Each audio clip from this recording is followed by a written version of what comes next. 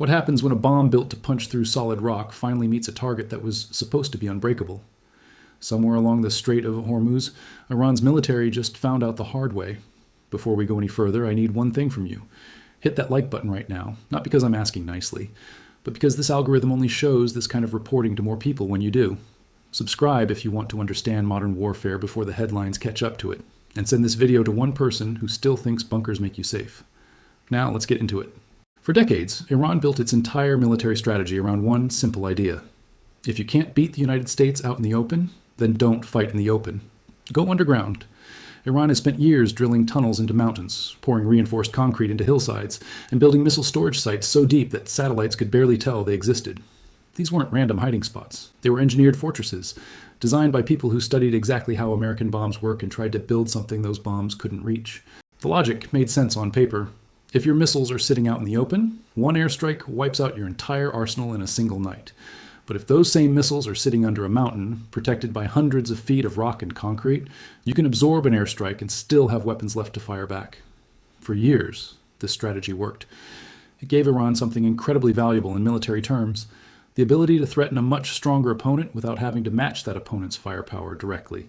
You don't need the biggest army in the world if your enemy can never be completely sure they've destroyed your capabilities. This idea isn't new, and it isn't unique to Iran either. Underground fortification has been a part of warfare for as long as humans have been fighting wars. Ancient armies dug tunnels beneath castle walls. 20th century militaries built bunkers to survive artillery and aerial bombing. During the Cold War, entire command centers were carved into mountains, specifically to survive a nuclear strike. The idea has always been the same.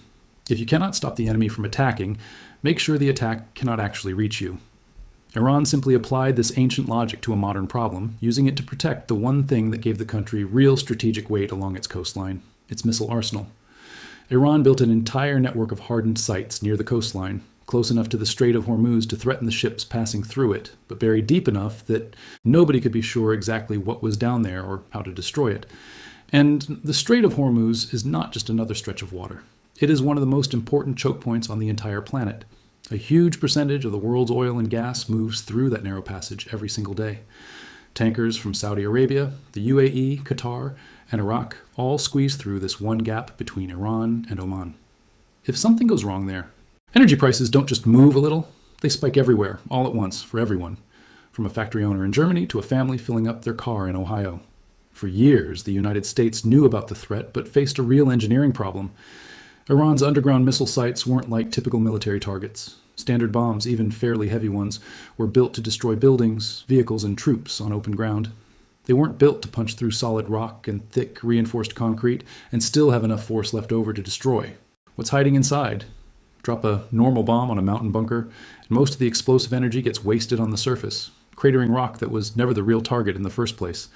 The people and weapons underground barely feel it. This created a strange kind of standoff. Iran believed its underground missile sites were essentially untouchable. American planners knew that belief was the whole problem. As long as Iran felt safe underground, it had far less incentive to back down during a crisis, because backing down would mean giving up leverage it didn't think it was actually risking. The bunkers weren't just storage, they were psychological insurance. And insurance like that only works if nobody can prove it's fake. That is where a very specific weapon enters the story.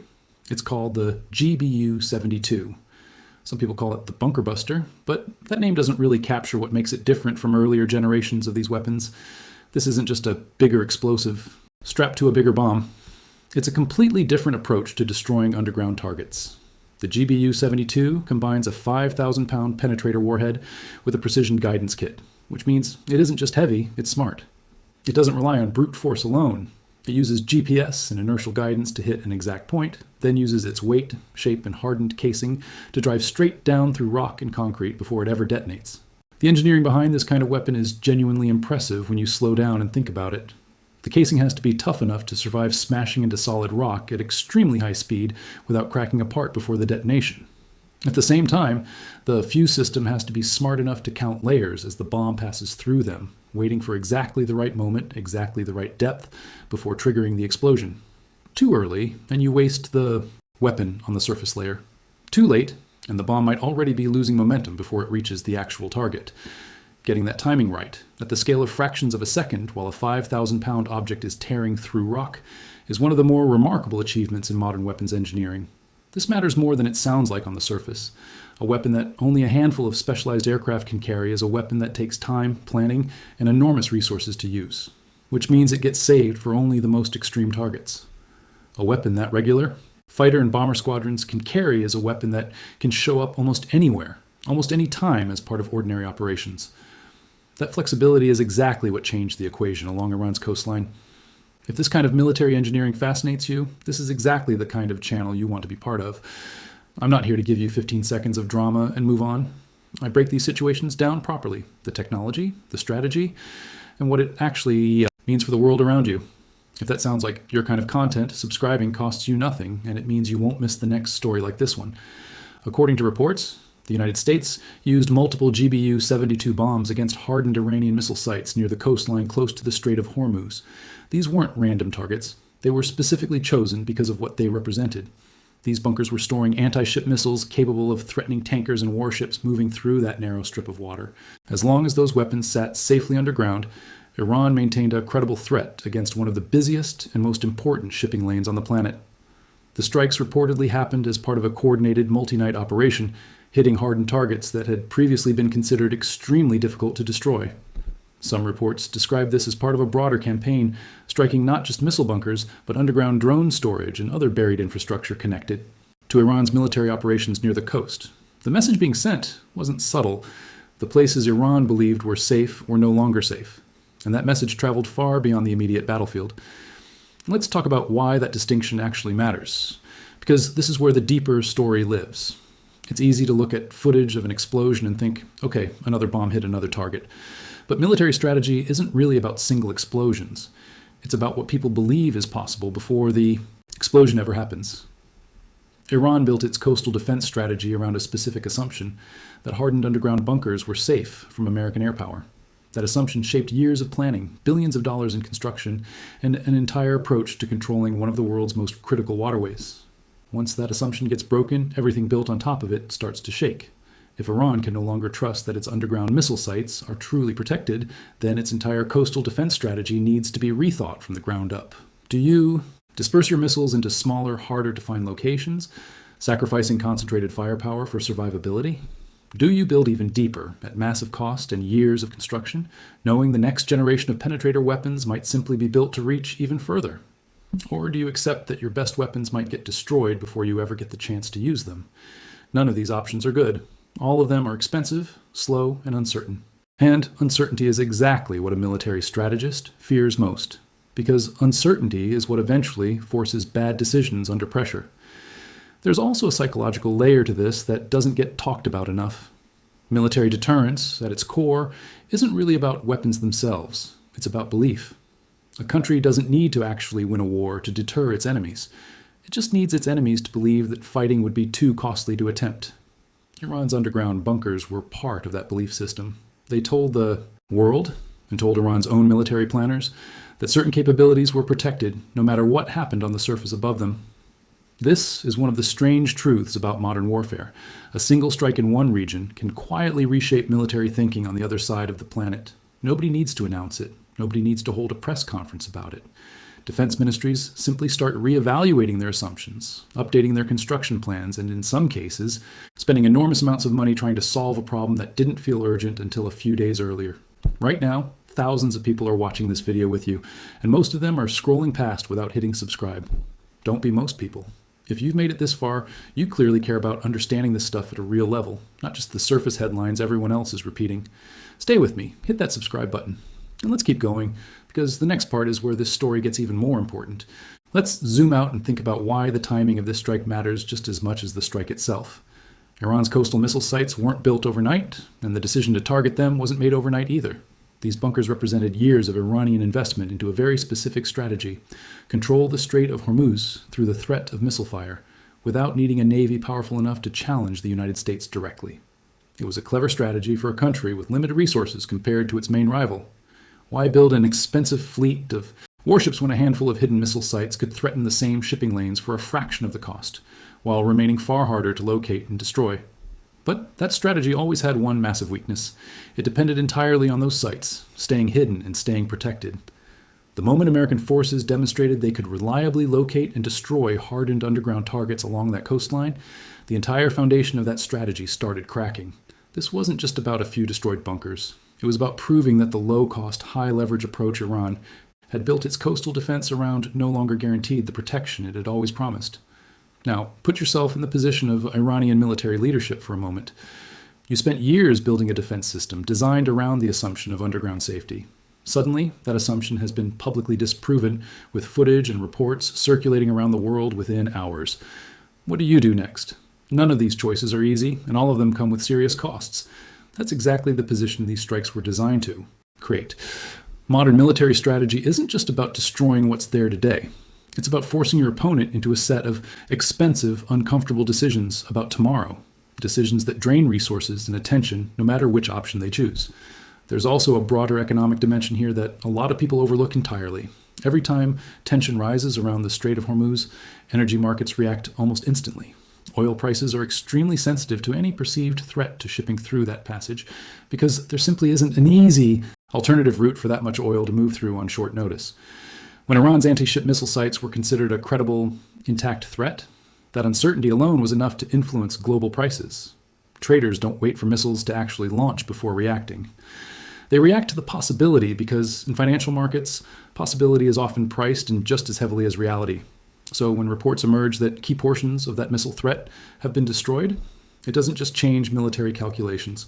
It ripples through energy markets, shipping insurance rates, and international trade planning almost immediately. A single successful strike campaign against hardened bunkers can shift how safe global shipping companies feel sending tankers through that corridor. That safety feeling, or lack of it, translates directly into real economic consequences for countries thousands of miles away from the Strait of Hormuz itself, from fuel prices at your local gas station to the cost of shipping goods across oceans. Insurance underwriters, the people who calculate the financial risk of sending a massive tanker through a dangerous stretch of water, watch these developments incredibly closely. When missile threats along a shipping route appear weakened, insurance premiums for that route can shift, which changes the final cost of moving oil from one side of the world to the other. Multiply that shift across hundreds of tankers making that same journey every single month, and you start to understand just how far the effects of a single military strike can travel, well beyond anything visible in the explosion itself. A single line of destroyed bunkers, thousands of miles from a boardroom in London or New York, can quietly nudge insurance contracts, shipping schedules, and fuel budgets that most people will never connect back to this moment. This is part of why modern military technology like the GBU-72 matters so much beyond the battlefield. It's not just a weapon that destroys physical targets. It's a tool that can influence global energy markets, international shipping decisions, and diplomatic calculations, all without a single additional shot being fired after the initial strikes are over. The mere existence of a reliable way to destroy hardened coastal bunkers changes how seriously the world takes Iran's ability to threaten that waterway going forward, and that shift in perception can last for years.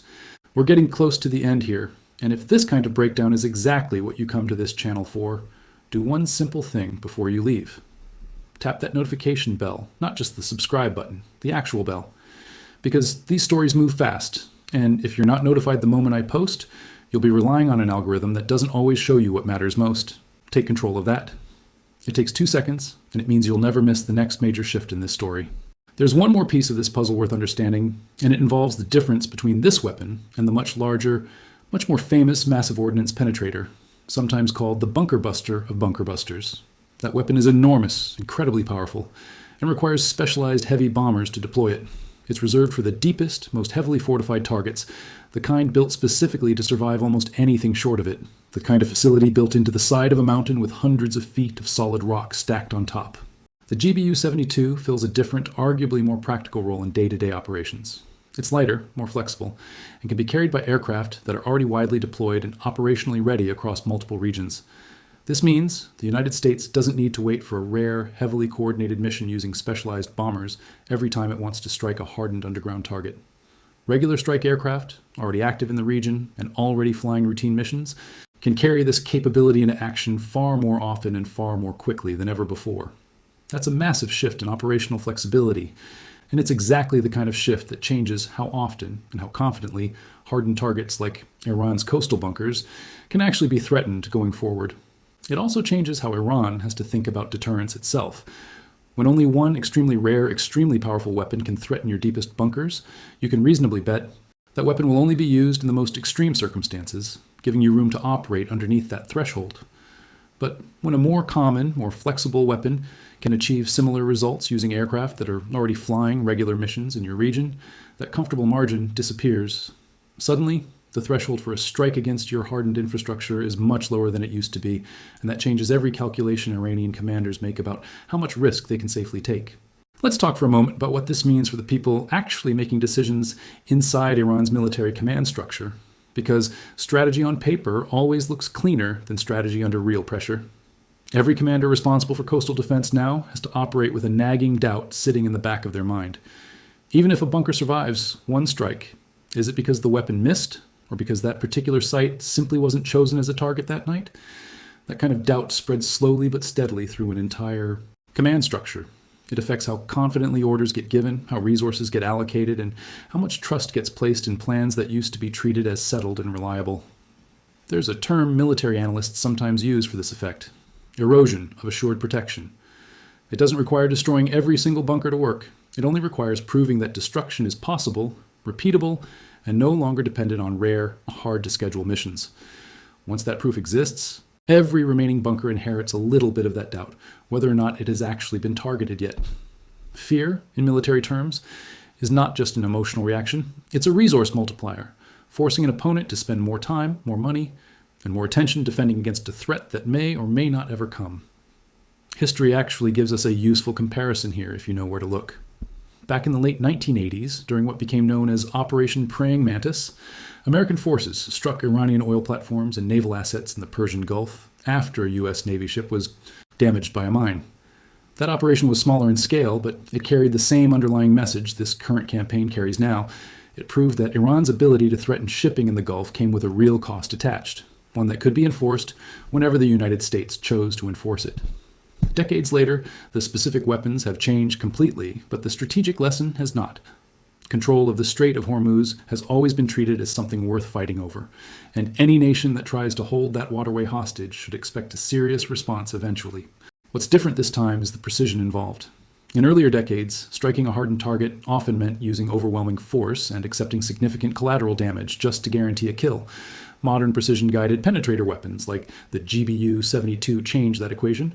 A strike can now be planned to hit one specific bunker at one specific depth without leveling everything around it. That precision doesn't just reduce unintended damage, it also removes one of Iran's long-standing arguments, the idea that any American response would be reckless, disproportionate, or impossible to justify internationally. When a strike is this targeted, that argument becomes much harder to make credible on the world stage. It's also worth thinking through how Iran might respond in the weeks and months ahead, because history suggests direct, symmetrical retaliation is rarely the first move. Iran has often preferred indirect pressure over open confrontation, using proxy forces, naval harassment, or targeted strikes against infrastructure linked to its rivals rather than engaging the United States head-on. That pattern could easily repeat here. Rather than attempting to rebuild the exact same bunkers in the exact same locations, Iran may choose to shift its coastal missile capability toward mobile launchers that are far harder to track from the air, sacrificing some firepower for a level of unpredictability that hardened bunkers simply cannot offer once their locations become known. There's a broader lesson buried in all of this for anyone trying to understand how modern conflicts actually unfold. Wars are rarely won purely through raw firepower anymore. They're shaped by which side can force the other into making expensive, uncomfortable adjustments faster than they can afford to make them. Every dollar Iran now has to spend reconsidering its coastal defense strategy is a dollar it isn't spending somewhere else. Every month spent debating whether to rebuild, disperse, or abandon certain positions is a month where uncertainty replaces confidence inside its own military planning. That slow, grinding pressure rarely makes headlines the way an explosion does, but it can shape the outcome of a standoff just as powerfully. So where does this leave things? Iran built its coastal defense strategy on a single core belief, that hidden, hardened underground bunkers were safe from American air power. That belief shaped years of planning, billions of dollars in construction, and an entire approach to controlling one of the world's most critical waterways. In a matter of nights, a new generation of precision-guided bunker-busting weapons demonstrated that belief was no longer reliable, and that demonstration cannot simply be taken back. This isn't really a story about one explosion or one weapon. It's a story about what happens when the foundation underneath a military strategy quietly disappears. Iran now faces the same uncomfortable questions every military planner eventually faces when they're Assumptions get proven wrong in real combat. Do you rebuild deeper, knowing the next generation of penetrator weapons might be even more capable than the ones used against you today? Do you spread your capabilities thinner, sacrificing strength for survivability? Or do you accept that the leverage you once held over global shipping has been meaningfully and permanently reduced? There are no easy answers here, and that's exactly the point. Modern warfare isn't only measured in destroyed buildings or damaged bunkers. It's measured in broken assumptions, in strategies that suddenly need to be rewritten under pressure, and in the quiet moment when a country realizes the ground it thought was solid beneath its feet, sometimes literally, was never as safe as it believed it was. Weapons like the GBU-72 don't just end conflicts, they rewrite the rules everyone thought they understood. And once those rules get rewritten in full view of the world, there's no going back to believing the old ones were ever true. That's the real story, hiding underneath the headlines. Not just a bomb hitting a bunker, but an entire strategy built over years, cracking open in a single night, forcing an entire region to rethink what safety actually means when the ground itself can no longer be trusted to protect you. If there's one thing worth remembering after everything we've just walked through, it's this. Power in the modern world isn't only measured by how many weapons a country has, it's measured by how much certainty those weapons can guarantee. Iran spent years building certainty into the ground beneath its coastline. In a matter of nights, that certainty was pulled out from under it, and no amount of concrete can fully put it back the way it was. Every era of warfare has its own version of this lesson. Castles once felt unbreakable until siege engines caught up with them. Armor once felt invincible until armor-piercing rounds caught up with that too. Bunkers were the modern answer to precision airstrikes, a way of trading visibility for depth and hoping that depth alone would be enough. For a while it was. What we're watching now is the moment that answers stopped being reliable, the moment engineering caught up to strategy once again, the way it always eventually does. And that's really the pattern worth carrying with you long after this video ends. No defense is ever truly permanent. No advantage lasts forever.